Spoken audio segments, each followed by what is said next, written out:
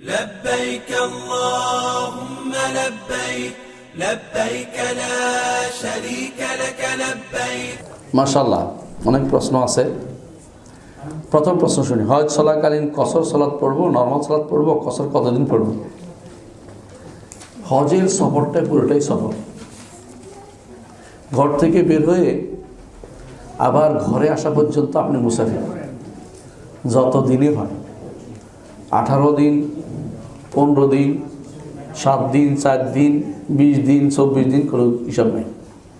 আল্লাহ তাআলা তার নবী কোথাও বলেন নাই যে, আল্লাহ বা তার নবী কোথাও বলেন নাই যে এতদিন পর্যন্ত সফরটা বলেন নাই। আপনি যে কোনো সময়, এখনও যদি ধরেন কথার কথা আপনি এই ইরাকে গেছেন অথবা কুয়েতে গেছেন, সেখানে আপনি কাজ করছেন, কোনো একটা কাজ, অর্থাৎ এখানে চাকরির জন্য যান নাই, একামা নাই, আলাদা আপনাকে কাজ করতে সুযোগ দিয়েছে, কিছুদিন কাজ করতেছেন, যতদিন থাকেন ততদিন আপনি কি করবেন? কসর করবেন। কি করবেন? 4 রাকাত নামাজ 2 রাকাত পড়বেন যদি একা পড়েন, আর ইমাম যদি পড়ে, ইমাম যত রাকাত পড়ে তত রাকাত পড়বেন। হারামানির ইমাম যত পড়ে তত। আর বাকি সময়টা আমরা কি করব? নিজে যখন পড়বো নফল সালাত বেশি বেশি পড়বো, কিন্তু আগে পরের সুন্নত নামাজগুলি তখন আর নাই। ফজরের সুন্নতটা আছে আর বিতিরটা আছে, পড়তে হবে। সাধারণ নফল সালাতগুলি আর তখন আগে পরের সুন্নতগুলি আর নাই, বরং এই সময়টা বেশি বেশি নফল সালাত পড়বেন। কথা কি বুঝতে পারছি? তাহলে আমরা কি করব? 4 রাকাতেরগুলি 2 রাকাত পড়ব যদি একা পড়া হয়, বা আমাদের মধ্যে নিজেরা আমরা যারা পড়ি, যদি কোনো স্থানীয় ইমামের পিছনে পড়ি অথবা যিনি মুখী ইমাম তার পিছনে পড়ি, তাহলে আমরা তিনি যা পড়েন আমরা তাই পড়ব। আর নফল সালাত যেগুলি আগে পিছনে নফল আছে না, রাতে বা সুন্নত, এগুলিকে আমরা ছেড়ে দিব, বেশি বেশি নফল পড়ব। মসজিদে ঢুকেই 2 রাকাত পড়ব, এরপর পড়তে থাকবো যতক্ষণ নিষিদ্ধ ওয়াক্ত না আসবে, মাকরুহ ওয়াক্ত না আসবে, অপছন্দ ওয়াক্ত না, ততক্ষণ পড়তে থাকবো। তার সলাৎ মক্কাতে সলাৎ পড়লেই বেশি লাভ। এক নফল ফরজ দুইটাতেই আপনি মক্কাতে হারামের ভিতরে যেখানেই পড়েন না কেন, হারাম এলাকার ভিতরে যেখানেই পড়েন সেখানে 1 লাখ সলাৎ, 1 লাখ সলাৎ, প্রতি 1 লাখ রাকাত না, 1 লাখ সলাৎ, প্রতি সলাতে 1 লাখ। বুঝলেন? অনেকে বলে প্রতি রাকাতে 1 লাখ, না, প্রতি সলাতে, হাদিসে সলাতের অর্থ আসছে, সলাতে 1 লাখ। কথা বুঝছেন? তাহলে আপনি এটাই করবেন ইনশাআল্লাহ প্রতিদিন, যতদিন না আসছে ততদিন আপনার কসম। আবার যখন বাড়িতে আসবেন অথবা চাকরি যেখানে আসছেন সেখানে আসবেন, তখন আপনার আবার আর কসম নেই। কিন্তু সফরটা পুরোটাই সফর। আসলে এটা সফর, এটা যতই আপনি ঘুরেই না কেন, তো আমি মক্কায় 10 দিন, মদিনায় 3 দিন, এইসব করার কোনো সুযোগ নেই, কারণ পুরোটাই সফর। যেটা মক্কা আপনার বাড়ি না, মদিনা আপনার বাড়ি না। মক্কাতে আপনার অনুমতি নেই থাকার, মদিনাতে আপনার অনুমতি থাকে। এটা হচ্ছে সাময়িক অনুমতি, যে আসা যাওয়া, জাস্ট পাস আপনার জন্য, এই পাসটা শুধু আছে। সুতরাং এটাকে আপনি নিজের বাড়ি মনে করার কোনো কারণ নাই। হাইয়াক আল্লাহ শেখানা, আসসালামু আলাইকুম। ওয়ালাইকুম আসসালাম। আমার পছন্দ হজ যদি কেউ আল্লাহর জন্য শুধু করতে চায়, এটাই মূল উদ্দেশ্য, কিন্তু সেটা একমাত্র উদ্দেশ্য না হয়, সেকেন্ডারি আরেকটা উদ্দেশ্য রাখে, তাহলে কি সেটা ইসলামের ঘাটতি? যেমন কেউ আল্লাহর জন্য হজ করতে গেলে এবং সাথে আরেকটা নিয়ত করলে, এমন যে সৌদিতে এই চান্সে একটা কেরিয়ার রিলেটেড কোর্স করে নেওয়ার প্ল্যানও করলো, তাহলে কি সেটা ঠিক হবে? একটা হচ্ছে মূল উদ্দেশ্য, একটা হচ্ছে এটার সাথে আদায় হয়ে যায়। ধরেন আপনি মনে করলেন যে হজে যাবেন, হজে গেলে আমি এই জমজমের পানি নিয়ে আসবো, এটা ওটার বিরোধী না, যেটা একই ক্যাটাগরির আছে, এর বিরোধী না হলে এটা কোনো সমস্যা নেই, এটা বৈধ। এই জন্য আল্লাহ বলছে, কোরআনে কারীম বলে দিয়েছেন, তোমরা যখন হজে যাইবা যদি ব্যবসা করো হজের মৌসুমে, সেটাও না জায়েজ না। এর অর্থ হচ্ছে একটার বিরোধী অন্য কোনো উদ্দেশ্য হচ্ছে না, এটা হচ্ছে এইটার সাথে সম্পূরক একটা কাজ, তাহলে এটা না জায়েজ হবে না, কারণ এটা তো আপনার এটার বিরোধী হচ্ছে না, এটার সাথে কোনো কন্ট্রাডিক্টরি হচ্ছে না। তো আপনি যদি মনে করেন যে আমি হজে যাচ্ছি, চান্স পাইলে আমি আমার কোরআন পড়া শিখে নেব, ওখানে চান্স পাইলে আমি একটা আরবি শিখে নেব মানুষের কাছ থেকে, চান্স পাইলে আমি একটা ইউনিভার্সিটি চান্স কীভাবে পাইলেও দেখে নেব, এটা তো না জায়েজ না, এটা জায়েজ, বৈধতার ভিতরে পড়ছে। কারণ এটাও শেষ পর্যন্ত আল্লাহর সন্তুষ্টির দিকে আপনি ফিরে করতে পারেন। কারণ যে ভালো জায়গা থেকে শিখলে আমি ভালো শিখতে পারবো, আমি ভালো জায়গাতে চাকরি করতে পারলে অসুবিধা কি? এটা তো ওই দিকে ঘুরে দেন যে এটাও আল্লাহর সন্তুষ্টির জন্যই করবো, তাহলে আর আপনার সমস্যা হবে না। আর যদি আপনি দুইটাকে সমান্তরালে রাখেন, সমানে, তাহলে সমস্যা। ওইটা হচ্ছে যেটা অধীনস্থ, তারপর ফকিরা বলে অধীনস্থ যেটা, এটা চলে আসবে। ধরুন আপনি জায়গা কিনছেন, তাই না? গাছের কথা বলেন নাই, গাছ কিন্তু অটোমেটিকলি জায়গার ভিতরে পড়ে যায়, না বুঝলেন না কথা? তাহলে যেটা আপনি হজে যাচ্ছেন এর মধ্যে যদি কোনো এর ভিতরে অনেকগুলি কাজও আপনি করতে, এমন জিনিস নয় যে আপনি কেন হাত বাঁধা সলাতের ভিতরে ধরুন আপনি কিছু করতে পারবেন না, পানি খেতে পারবেন না, কিন্তু যেহেতু হজটা একটা লম্বা টাইম পিরিয়ড আছে, এর ভিতরে অন্য এই সমস্ত কাজগুলি সেকেন্ডারি কাজগুলো হইলে কোনো দোষ হয় না, হজের কোনো সমস্যা হবে না। আশা কি বুঝছেন? হজ কয়বার উমরা করা লাগে? হজে কয়বার উমরা করা লাগে? উমরা করা কি বাধ্যতামূলক? কী করলে হজ বাতিল হয়ে যায়? অনেকগুলি প্রশ্ন করেছেন এখানে। এক নম্বর হচ্ছে হজে কয়বার উমরা করা লাগে? হজে যদি কেউ যায়, উত্তম হচ্ছে উমরা করা, অর্থাৎ তামাত্তু হজ উত্তম, এই জন্য বলতেছি তামাত্তু হজ উত্তম। তো আপনি একবার যদি করে ফেলেন, দ্বিতীয়বার না করলেও সমস্যা নেই। তবে শর্ত হচ্ছে এটা, আপনি যদি কোনো এই হারাম থেকে বেরিয়ে যান আর এরপরে হজ করতে হজের আগে ঢুকেন, তাহলে আপনাকে উমরা নিয়তে ঢুকতে হবে। কারণ কি? কারণ এই সফরের পরে আপনি কি করবেন? হজ করবেন। এই সফরের ভিতরে আপনি হজ করতেছেন। আর কেউ যদি মিকাতের বাইরে চলে যায় তো নতুন করে ঢুকে হচ্ছে। আর যদি মিকাতের বাইরে না যায়, মক্কাতে আপনি একবার উমরা করছেন, শেষ, আর কিছু নেই। এর বাকি অংশ কী করবে? বাকি সময় যতটুকু 2 তালা দিয়ে 3 তালা দিয়ে তওয়াফ করবেন, কোনো সমস্যা নেই। হ্যাঁ, অথবা নিচতলার সুযোগ পাইলে কোনো কারণে পাইবেন করবেন, কিন্তু একবার উমরাটা লাগবে। একবার উমরাটা কোনটা? এটা তামাত্তু হজের উমরা যেটা, সেটা করবেন। যদি আপনি এরপর মদিনা চলে যান তো আরেকটা করবেন, যদি কোনো হজের আগে হয়। আর হজের পরে হলে আপনার করা লাগতেছে না, কারণ মক্কায় আপনি আর কোনো হজ বাকি নেই, হজের কাজ শেষ হয়ে গেছে। এদের মদিনা আবার আসলে আপনার উমরা লাগতেছে না। কিন্তু যেই সফরের পরে হজ আছে, ওই সফরের পর একটা উমরা লাগে। তো মদিনা গেলে হজের আগে, হ্যাঁ, হজের আগে মদিনা গেলে মদিনা থেকে আসার সময় একটা লাগবে, উমরা লাগবে। কথা বুঝছেন তো? এইটা ছাড়া আর কোনো সমস্যা নেই আশা করি। উমরা করাকে বাধ্যতামূলক বলেছি। উত্তর, কি করলে হজ বাতিল হয়ে যায়? হজ বাতিল হয়ে যায় অনেকগুলো কারণে। এটা আপনার এই বইতে পড়বেন, বইটা আছে, বইটাতে পড়বেন অনেকগুলো। তার মধ্যে একটা হচ্ছে এহরাম অবস্থায় যদি তিনি সহবাস করে ফেলেন, তাহলে তার হজটা এই বছরের জন্য বাতিল হয়ে যায়। বাকিগুলিতে অনেকগুলিতে ফিদিয়া দেয়, এটা দেয় ওইটা দেয়, কিন্তু এখানে ফিদিয়া দিলে ওইটা বাতিল।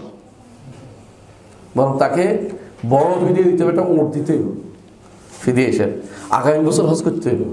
মানে সে সহজে ছাড়া পাইতেছে না, এটা থেকে বড় কঠিন অন্যায় করেছে, এটা করা যাবে না, বুঝছেন তো? আরও অনেকগুলো আছে, এটা বইতে আপনি পড়বেন, আমি সবগুলি বলছি না। তাই পরবর্তী প্রশ্ন, হজের প্রত্যেকটা আচার অনুষ্ঠানই কি ফরজ? না, সব তো ফরজ না। ফরজ তো মাত্র কয়টা? 4টা।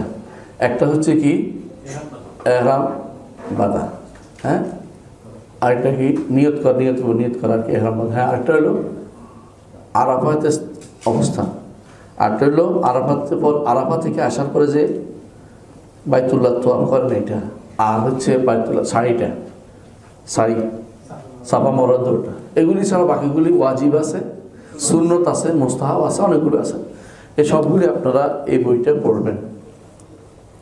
পড়বেন, একেবারে আপনাকে একটা একটা করে শিখিয়ে দেবে। বইটা ভালো, দেখে নেন বইটা, আপনাদেরকে আশা করি দেওয়া হবে, তাই না?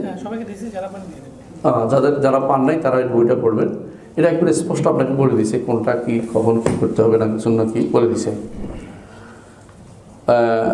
কোন কর্মগুলি না করলে ওদের বলে দিছে এটা, ইনশাআল্লাহ, আলহামদুলিল্লাহ।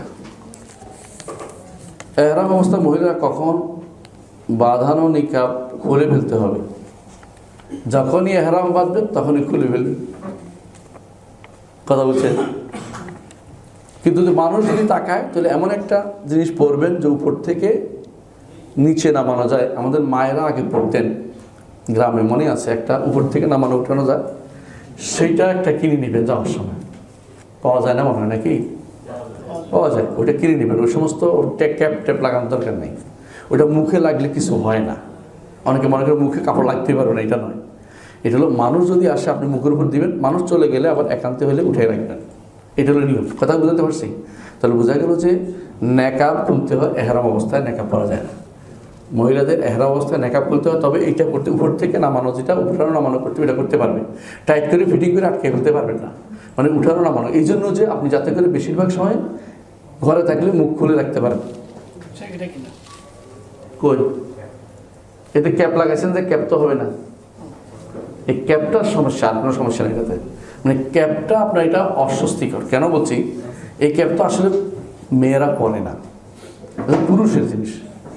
তো আপনি এটা পুরুষের জিনিস দিয়ে মেয়েদের কেন দিচ্ছেন, এগুলো আপনার মনে রাখতে হবে এটা আপনাকে। আর অনেকে আছে ক্যাপটা দেখেন এই অবস্থা থাকার কারণে কি হয়, চলাফেরার সময় এদিকে চলে আসে, এটা চলে আসলে এখান দিয়ে সব দেখা যাচ্ছে শরীর, তাহলে আপনি এটা ভালো হচ্ছে না কাজটা। এই জন্য আপনি ওইটাই দিবেন, মুখের উপর থাকলে কোনো সমস্যাই নেই। আপনারা এই জন্য বদলানোর চেষ্টা করেন জিনিসটা, বুঝে আসছে কথাটা। ক্যাপটাকে আমি নিষেধ করি অনেক সময়। তাই বাঁধানো নেকাব খুলে কখনো কিভাবে নেকাব করবে, অথবা করবে কি না, করলে কীভাবে করে, এটা উত্তর দিছি না, বুঝতে পারছেন। বাঁধানো নেকাব খুলে ফেলতে হবে, যখনই এহরাম হচ্ছে মেয়েরা তখনই বাঁধানো নেকাব খুলে কী করবে, অন্য একটা পড়বে যেটা উপরে নিচে করা যায়, দেখছেন না এটা, ওইটা করবে নিশান। এহরাম অবস্থা মেয়েদের কখন শেষ হবে, সবাই তো একসঙ্গে শেষ হবে। অর্থাৎ যে উমরা করে, উমরা শেষ হইলে, সাফা মারওয়া শেষ হইলে এহরাম শেষ। আর হজের সময় যখন পাথর মারবে, যখন বড় জামরাতে পাথর মারবে 10 তারিখ, তখন তার এহরাম শেষ। দুই জায়গায় উমরার সময় শেষ হয় মারওয়াতে, আর হজের সময় শেষ হয় মিনাতে। সবাই রে পুরুষ মানুষ একই অবস্থা। কোনো কিছু মানুষ বলে কোরআনে আল্লাহ বলেছেন এহরাম অবস্থায় মেয়েরা চেহারা ঢাকবে না, হাত মোজা পরবে না, এটা সঠিক অর্থ জানতে চাই। এহরাম অবস্থায় মেয়েরা চেহারা ঢাকবে না এটা বলে নাই রাসূলুল্লাহ সাল্লাল্লাহু আলাইহি ওয়াসাল্লাম, কোরআনে আল্লাহ বলে নাই, এটা না বুঝে বলছে। রাসূল বলছে যে নেকাব পরবে না, মানে টাইট ফিটিং করে আটকে রাখবে না, বুঝে আসছে কথাটা, নেকাবের কথা বলছে। আর হাতের কথা রাসূল বলছে হাত মোজা পরবে না, তো পা মোজা পরতে পারবে মেয়েরা, শুধু হাত মোজা পরবে না, পা মোজা পরবে মেয়েরা, কারণ পা ঢেকে থাকলে তার ভালো সুবিধা। তো হাত মোজা পরবে না, বরং চলাফেরার সুবিধাতে তার এটা বেশি উত্তম। এই জন্য তার জন্য শরীর বলছে হাত মোজা পরবে না সে, কিন্তু একেবারে হাতের ইয়া পর্যন্ত, গিরা পর্যন্ত খোলা রাখবে, ইয়া পর্যন্ত, এটা পর্যন্ত, তাহলে একটু খোলা রাখতে হবে। আর সে নেকাব পরবে না, কিন্তু মুখ ঢেকে রাখতে পারবে।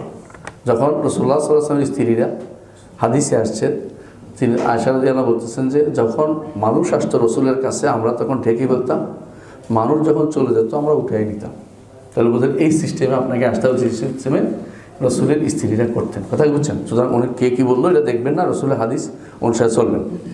যারা বলছেন মুখ ঢাকা যাবে না, তারা কতটুকু সঠিক বলেছেন, এতে উত্তর দিছি আপনাকে। চেহারাকে পুরোপুরি খোলা রাখা উত্তম, নাকি উপর দিয়ে কাপড় দিয়ে না বেঁধে চেহারা ঢেকে রাখা উত্তম? না, অবশ্যই উপর দিয়ে ঢেকে রাখবেন, কারণ কোনো পরপুরুষ আপনাকে দেখবে, এটা শরীয়ত বলে না। সুতরাং এটার অর্থ হচ্ছে আপনাকে অনেক লম্বা টাইম বেঁধে রাখাচ্ছে, আপনার এটা শরীয়ত আপনার জন্য ছাড় হিসেবে দিছে, এটা যাতে আপনি একটু রিল্যাক্স ফিল করতে পারেন, এটার উদ্দেশ্য। তো আপনি যখন এরকমভাবে উঠাবেন আবার নামাবেন, এটাই আমাদের মায়েরা আগে করতো। এই পর্দাটা বেশি উত্তম, কিন্তু বর্তমানে এই পর্দার চেয়ে নেকাবের চেয়ে ওটা উত্তম বেশি, যে কোনো সময়। আর ওই সময় অতিরিক্ত হচ্ছে হজের সময়টা খুলে রাখবেন, সময় মতো নামাবেন, সময় মতো উঠাবেন, এটা হলো অতিরিক্ত কষ্ট। হজের পালনের পর মদিনায় গিয়ে 5 দিন থাকতে হয়, এরকম কোনো বাধ্যকতা আছে কি? না। মদিনায় দিয়ে যদি নাও যান, হজের কোনো সমস্যা নেই। হজ আলাদা, মদিনায় জিয়ারত আলাদা। সব ইসলামের 3 জায়গায় শুধু জিয়ারত করতে যাওয়া যায়। একটা কোথায়? মক্কা, আরেকটা কোথায়? মদিনা, আরেকটা কোথায়? বাইতুল মাকদেস। এর বাইরে কোথাও সফরে করে যাওয়ার অনুমতি ইসলাম দেয় নাই। এমনি যাইতে পারবে না দুনিয়ার কাজে, কিন্তু সবের আশায় কোথাও আর যাইতে পারবে না। শাহজালাল মাজারে গেলে কত সব? কোনো সব নেই, বরং গুনাহ হবে, কারণ নিষেধ আসছে। এত লম্বা সফর কোনো কিছুর জন্য যাওয়ার নিষেধ আসছে হাদিসে। যদি বলে যে আমি জিয়ারত করতে যাচ্ছি, জিয়ারত তো আপনার পাপড় খবর জিয়ারত করলে হয় না? তাহলে ওখানে যাবে কি জন্য? উদ্দেশ্য আছে কিছু পাওয়ার। এই উদ্দেশ্য যে আছে, এটার অর্থ আপনি শিরিক করতেছেন, আপনার ঈমান শেষ, সারা জীবনের পুঁজি শেষ। এই জন্য যারা কবরগুলিতে যায় তাদের উচিত এগুলি বন্ধ করে দেয়া। যারা তাদেরকে আল্লাহ ক্ষমতা দিচ্ছে তাদের উচিত এগুলিকে বাধা দেয়া, যে কবরের জন্য কেউ যেন না যায়। অথচ উপরে লেখা আছে টাকা বক্সে দিন, হাতে হাতে দিবেন না, মানে টাকা দেওয়া বলে জায়েজ। বক্সে দিলে জায়েজ, হাতে দিলে না যায়।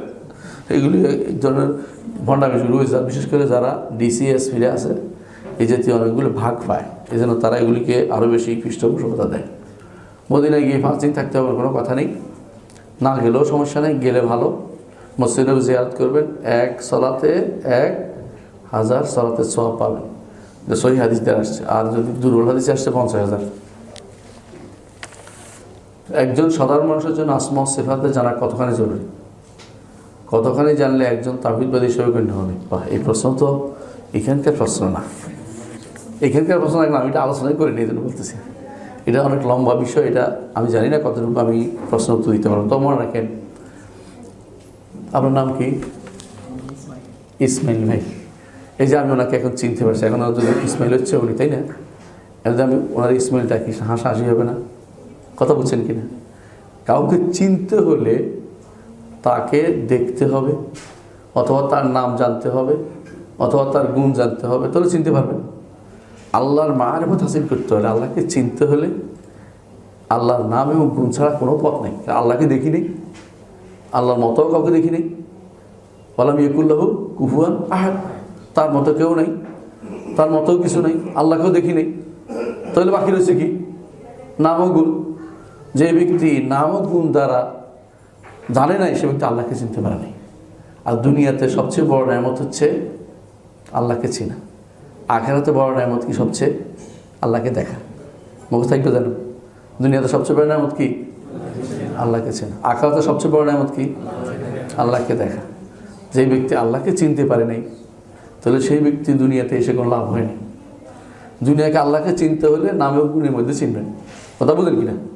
আমি যদি বলি যে ইসমাইল ভাই, তার বৈশিষ্ট্য হচ্ছে তার দাড়ি আছে, তার গলার মধ্যে একটা সুন্দর একটা কি আছে, হ্যাঁ, একটা অ্যাপ্রন আছে, অথবা তার চুলগুলি লম্বা লম্বা, এবার চিনে গেছে লোকটা, তাই না?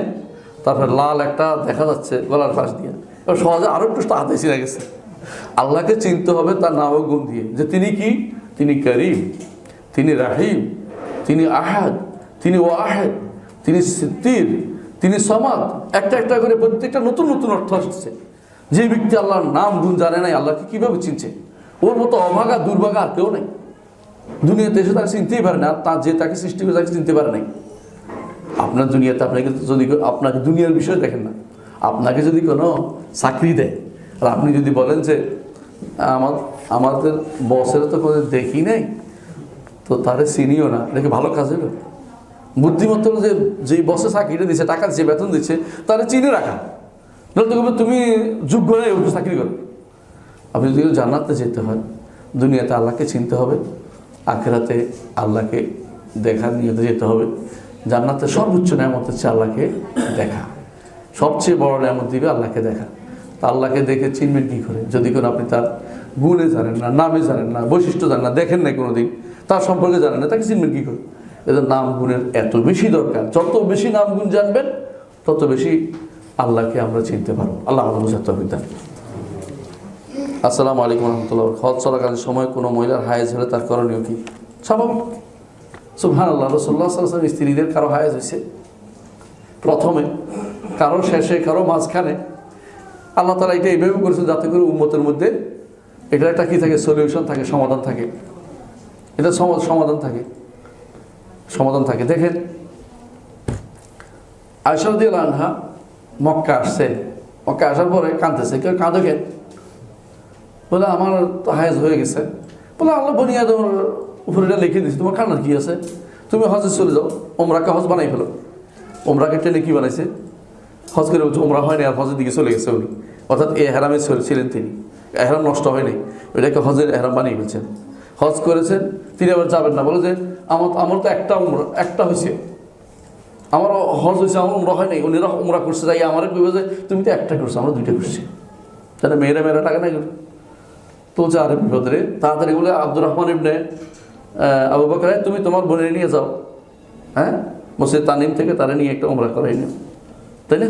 তোর খুশি করে দিয়েছেন, চলে আসছেন। আসতে যাবেন এমন সময় বলতেছে সফিয়া